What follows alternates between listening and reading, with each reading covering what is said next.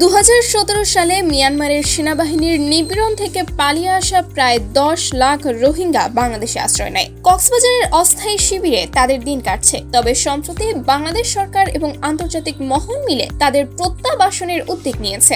রোহিঙ্গা শিবিরগুলোতে বর্তমানে অস্বাস্থ্যকর পরিবেশ, নিরাপত্তা ঝুঁকি এবং জীবনযাত্রার মান অত্যন্ত নাজুক। সেই সঙ্গে বাংলাদেশের ওপরও আর্থ-সামাজিক চাপ পড়ছে, যা দিনের পর দিন বেড়েই চলেছে। তাই রোহিঙ্গাদের মিয়ানমারে ফিরিয়ে নেওয়া অত্যন্ত গুরুত্বপূর্ণ।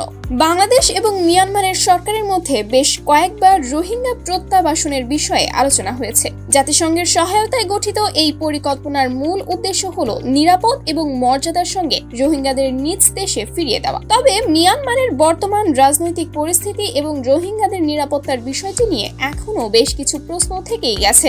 রোহিঙ্গারা মিয়ানমারে ফিরতে ইচ্ছুক, তবে তারা আশঙ্কা করছে যে আবারও তারা একই ধরনের নির্যাতনের শিকার হতে পারে। মিয়ানমার সরকার রোহিঙ্গাদের পূর্ণ নাগরিকত্ব দিতে এখনো রাজি হয়নি, যা তাদের ফেরত যেতে উদ্বুদ্ধ করতে বাধা সৃষ্টি করছে। জাতিসংঘ সহ আন্তর্জাতিক সংগঠনগুলো রোহিঙ্গা প্রত্যাবাসনের বিষয়ে গভীর নজর রাখছে। তারা চাচ্ছে রোহিঙ্গাদের নিরাপদ প্রত্যাবাসন, যাতে তারা আবারও কোনো নির্যাতনের শিকার না হয়। তবে এই প্রক্রিয়ায় যথেষ্ট মনিটরিং নিশ্চিত না হলে সমস্যা আরও বাড়তে পারে বলে আশঙ্কা প্রকাশ করেছেন বিশেষজ্ঞরা। বাংলাদেশ সরকার চায় রোহিঙ্গারা তাদের নিজ দেশে ফিরে যাক, তবে সেটা হতে হবে সম্মানের সঙ্গে এবং তাদের অধিকার সুরক্ষিত রেখে।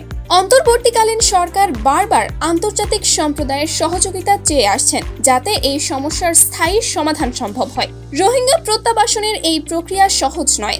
এর জন্য প্রয়োজন দীর্ঘমেয়াদী পরিকল্পনা, আন্তর্জাতিক চাপ এবং মিয়ানমার সরকারের সদিচ্ছা। রোহিঙ্গাদের ভবিষ্যৎ কি তা এখনো অনিশ্চিত, তবে আমরা আশাবাদী এই সংকটের সমাধান খুঁজে পাওয়া যাবে।